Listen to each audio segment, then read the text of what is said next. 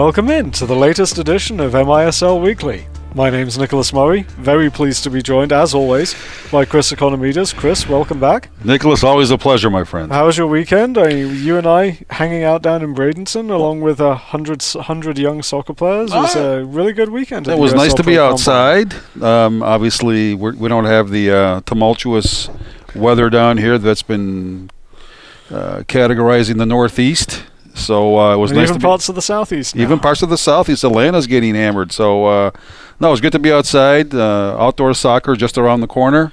But we still have the MISL season in MidSeason Flurry here. So let's get to it. Yeah, it was good to be out of the fields during the day and then on the laptop at night watching the games in our hotel rooms in the evening. And the games this weekend, we had 6 of them. And it really felt as though we now have proper separation between the top 4 teams and the bottom 3 teams after this weekend's result. You have Milwaukee and Missouri go out and put in some really impressive performances against St. Louis. The Baltimore winning twice, and then Syracuse bouncing back from defeat against Baltimore to defeat Pennsylvania.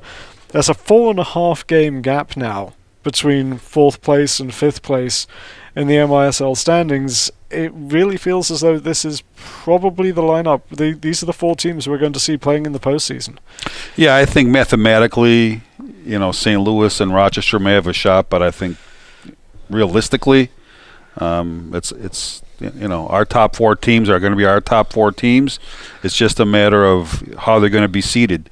And right now, 1 through 4 are separated by only a couple of games, with all those teams playing each other. So how it ends up, we'll see come the weekend of March 2nd, 3rd, and 4th. Definitely fascinating to look ahead to for this upcoming weekend. In particular, the game between Syracuse and Baltimore. We'll get to that in a minute, but I want to touch on first the Missouri Comets, who came out and were absolutely phenomenal against the St. Louis Ambush on Friday night.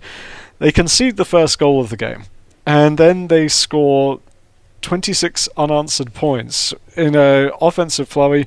Brian Harris, Stephen St. Louis always seems to do well against St. Louis. Now, we've got to figure this one out, because he had the overtime winner against them earlier in the season. He's had a hat-trick against them this weekend, as did Brian Harris. Just 2 phenomenal performances, but amongst a group of them that also saw Leo Gibson have a goal and 4 assists. Yeah, they're, I hate to use the term scary, but they're scary good when they're hitting on all cylinders. I think that's entirely appropriate. I think that's the way a lot of the league's defenses view them. Yeah, I mean, when they're going on all cylinders, Nicholas, I don't think there's a team in the league that can stop them. They've done the same thing to Milwaukee. They've beaten Baltimore. So, again, depending on which team shows up, and I think they're sort of peaking at the right time now. They still have 5 or 6 games left, but once again, I hate to be redundant, but if they're hitting on all cylinders, they could be the team to beat. They definitely could be. Another team that could be the team to beat is the Milwaukee Wave, and I thought they were just as impressive. They got a bit of a tougher battle from the Ambush. Certainly St. Louis going up 5-0 in the opening quarter, but it was a very impressive quick hit fight back to get first not just back on level terms, but put in a 5-goal run to take an 11-5 lead midway through the second quarter for the Wave. This is a team that I think has a little more firepower than we've been seeing in the past. And they do have that quick strike ability that we've seen consistently from the Comets in the last couple of seasons. You got to give Keith Tozer all the credit in the world. He quietly has gotten that team younger over the past year. He's got them, ready to go now for the playoffs. Again, you can essentially take a quarter and flip it and see exactly where it ends up to see how this thing is going to end up. Unlike years in the past, where you knew it was going to be a Milwaukee or a Baltimore, or I think the top 4 teams, and Syracuse has proven they can go in Baltimore and give them a hard game, beat them at home. Anything can happen here. So I'm really looking forward to the tail end of the season here. Certainly should be interesting. You got Ian Bennett picking up another hat trick. Marcio Leite with the remarkable feat of a natural hat trick in the fourth quarter. You don't see that very often in indoor soccer. So tremendous performance by all of those guys, and just showing off their creativity and showing off their range. I mean, number of 3-point goals in that contest too. Liete's been pretty, for the most part, by Liete standards, been quiet most of the season. Is it a coincidence that as the season gets into the, into the real meat and potatoes part of the schedule here, that he's heating up also? Ian Bennett's been, I think, maybe one of their better players over the course of the season. But again, solid in goal with the dynamic duo tandem there of Warburg and Feenstra. Solid defensively. J.C. Banks has had a really good year on loan from Rochester. So again, the Wave, as they always are, right there in the thick of things. Also in the thick of things, the Baltimore Blast. We mentioned this at the top of the show. 2 wins this weekend, and 2 impressive wins. I mean, that game Friday night against Syracuse, I think, was the highlight of the weekend for me as far as the games were concerned, because it was a really tough game. And it would have been fascinating for me to see what would have happened if Syracuse had held on to that 5-4 lead that they picked up with 18 seconds to go in the second quarter. But the Blast immediately snapped back. Tony Donatelli grabs a goal with 1 second to play, and suddenly it's 6-5 and Baltimore has all of the momentum, and that's all they need. They shut out the Silver Knights in the second half, which is something with the Silver Knights attack that's pretty hard to do. What's pretty phenomenal about the Blast this year is that they've allowed 59 points total, all in all the games so far, which I think is an incredible total. It's a credit to Mike Lookingland and his defensive stalwarts there. It's a credit to William Van Zela with the goalkeeping, him along with Troy Hernandez. It's credit to Danny Kelly. He's made that team, not only an offensive juggernaut, but he's focused on defense. And and as is the case in almost all of sports, we hear the cliche all the time, Nicholas: defense wins championships. Talking of Van Zela, he was obviously last year's MISL Championship Series MVP. Had a really, really good pair of games. He's just built off that this season. I think when we looked at the end of last season and saw Nick Vorberg having a 7.76 goals against average for the modern era, these past 3-4 seasons of the MISL, a record, we didn't expect to see that get challenged. And yet, William Van Zela has a goals against average right now that is below 5. It would absolutely obliterate the record that would only stand for 1 year. Well, again, I remember when Baltimore lost Sagu, their all-star keeper. There were whispers around the league. Well, what's Danny Kelly and the Blast going to do now? Well, they've proven out there that that they've barely have missed. They won a championship without him. Again, yeah, I think you're absolutely correct. Van Zela, you can see him blossoming into an exceptional keeper. His confidence level now, obviously winning the championship last year, winning the finals MVP, the playoff MVP. You can see that the young man has grown from a maturity standpoint, and he's playing some phenomenal soccer right now. Terrific stuff on his end. It's been a pretty phenomenal season also for Brian OQuinn in the Syracuse net, and they got, I think, a little more than they bargained for from the Pennsylvania Raw on Saturday night, but they were able to take care of business. They were able to pull away in the fourth quarter in what was probably the most entertaining game of the weekend. 24-13 final score, as Syracuse, I think, scored the last 11 points in that game. But it was a terrific performance by the War, and kind of shows how they're growing up, showing guys like Max Toulouse putting in another good performance, Jordan Thomas grabbing a hat-trick. But the Silver Knights find a way to get it done and make sure that they're right in the thick of things as far as that playoff seeding, which is going to be crucial as far as the first round matchups are concerned. Yeah, I talk with our next guest, Tommy Tanner, fairly frequently, and he said that Pennsylvania is a very much improved team. Obviously, their first win, and they're a lot more into the games. As the games go on. It said it was 13-13, and ultimately Syracuse took the win. But Pennsylvania, again, it takes time to build from an expansion standpoint. Their head coach, Eric Poulos, didn't have any indoor experience. He's grown as a coach. The franchise has grown now to where they're being competitive. Unfortunately for them, it's come at this point in time of the season, but it may help them build towards next year. Syracuse, again, tough loss in Baltimore on Friday night. They came back. They could have easily, looked past Pennsylvania into to this match against Baltimore, which I'm sure that they didn't. But they won the game that they had to win, and makes this Friday's game against Baltimore all the more important. As you mentioned, Tommy Tanner was kind enough to stop in with us, take the time to talk with us, and that'll be coming up just after this break.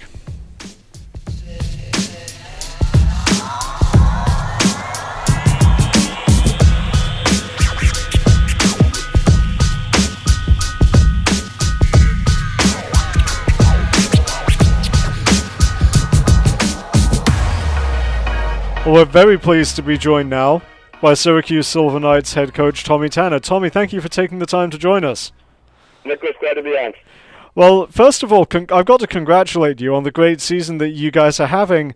When you started the franchise at the start of 3 seasons ago, was this the plan you envisioned to kind of build towards this? And because some of the guys that have come through for you have definitely been guys that have been with you from day one. Yeah, I mean, the plan was to happen a little bit earlier, I think. We would have liked to happen last year, but it takes a while for the guys to learn the indoor game. And like you said, Mike, I have a lot of guys who were here with me the first year I was still here, and I knew they could be great indoor players, and they're turning out to be great indoor players. Now, I mean, a great example of this, I think, is a guy like Canado Forbes, who is obviously top 5 in the league in scoring right now, and he's having a breakout season. Yeah, I mean, Canado's first year he couldn't even play for me, but technically in training he was fantastic, and he couldn't learn the boards, he couldn't learn how to defend, he couldn't learn how to follow his man, but he's done all that. If I look at all the players in the league, I think Canado right now he's making a case for league MVP. What's the biggest thing that he's developed in this past year and kind of taken from this preseason and applied to his game this season?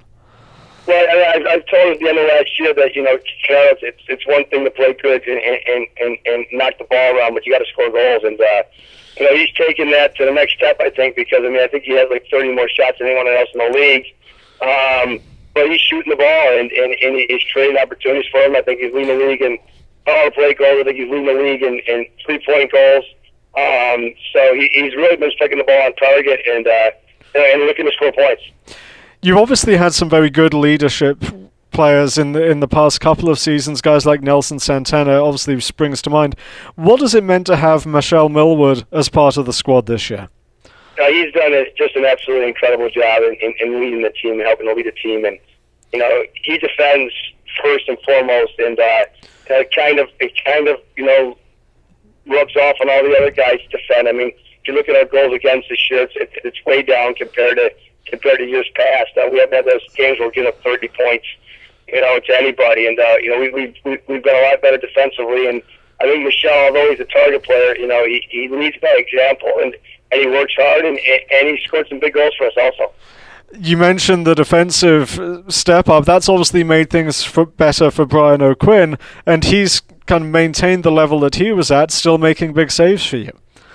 Yeah, Brian doesn't make as many saves anymore, but right now, but he still has to make the big ones, and he's come through. And I've had 2 other goalies who have played with me, Rick and Marcel, and Marcel had a great game in Baltimore, held him to 10 points, but we couldn't get to 10. I was going to talk about that actually next, because you guys have played 2 games with the Blast in the last couple of weeks, managed to grab the win at home, fell on the road. What were the lessons that you took from those 2 games that you hope to apply this Friday night as the Blast come visit the On Center? Well, we just can't give him goals. We gave him a goal on a free kick, 2 free kicks, which we got to clean up, and there's 2 other goals that just are mistakes, and don't get me wrong, they should have scored other goals, but they didn't. The goals they got in the game, were goals that I think that we could have stopped. And so we watched them on tape, and it's just little things. And if we can clean that up, I look for it to be a tight game again, because Baltimore doesn't give up a lot of points, and don't just go out there and scoring 20 points in a game against Baltimore because all want to defend. But I do think it'll be a close game again. There definitely has felt like a playoff atmosphere in the 2 games that you guys have played so far. Has it felt like that from the sidelines? 100%. I think I think Baltimore has seen that we've closed the gap on everybody in the league, and we're playing a little bit better indoor soccer, and it's not. And we haven't had those, knock on wood, we haven't had those quarters where we've given up 15 points in a quarter. We've given up 2 and then been able to clamp down and make it a game and keep some possession of the ball. And we're getting there. We're not where Baltimore, Milwaukee is yet, but we're getting close. It seems as though you guys are very, very close to clinching a playoff berth for the first time. What would that mean to you? What would it mean to the franchise overall? I mean, to the franchise overall, it would be an incredible opportunity for the whole city of Syracuse, and hopefully some of the people who haven't come out to a game yet because they say you got to win. We'll come to a game and we can sell in an arena. But for the franchise and for these guys to be able to get in that environment, until you get in that environment, you have no idea what it feels like. And these guys have been, I think I have like 12 new penalties since year one. I'm pretty close to that, and it'll be a great opportunity for them. It'll definitely be interesting to see the Salt Lake City supporters at your first home game. I mean, those guys have been very, very devoted to you. Yeah, they've been awesome. I was talking to the news reporter about 40 minutes after the last game, and they were still up in the stands pounding their drums. They have jumped on board, and they travel us on the road. They've been to Pennsylvania. They've been to Rochester many times. They're talking about going to Baltimore. So, it's great to have the support of the Salt City guys. Well, what's the biggest thing that you're looking for in this Friday's game? What's the biggest key to the game for you? The biggest thing is how do we defend and then get forward, be able to get forward before Baltimore gets all 5 guys back. Because once they get all 5 guys back, it's very, very difficult to break them down. Can we put a little bit of pressure on them, get the ball and go forward, and create some odd man opportunities going forward? Well, Tommy, we're really looking forward to the game on Friday night. Best of luck for that and for the rest of the season, and thanks so much for joining us. Thanks, guys. Thanks for having me.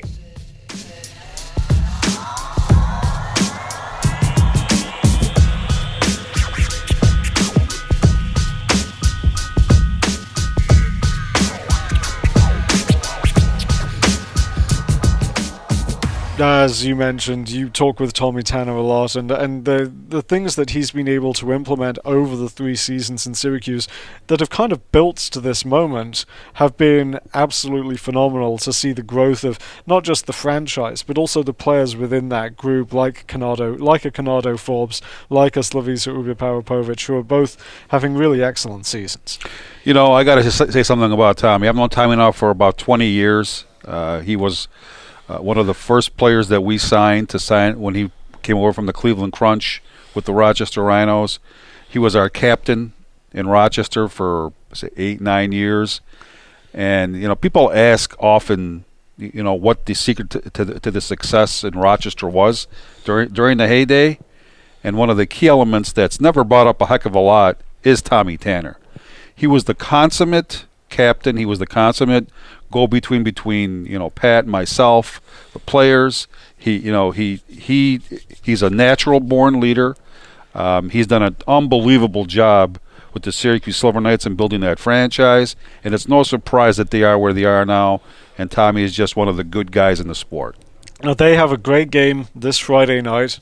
A 3rd game this season against the Baltimore Blast, and these have come very quickly back to back to back. They've both won on home soil so far this season.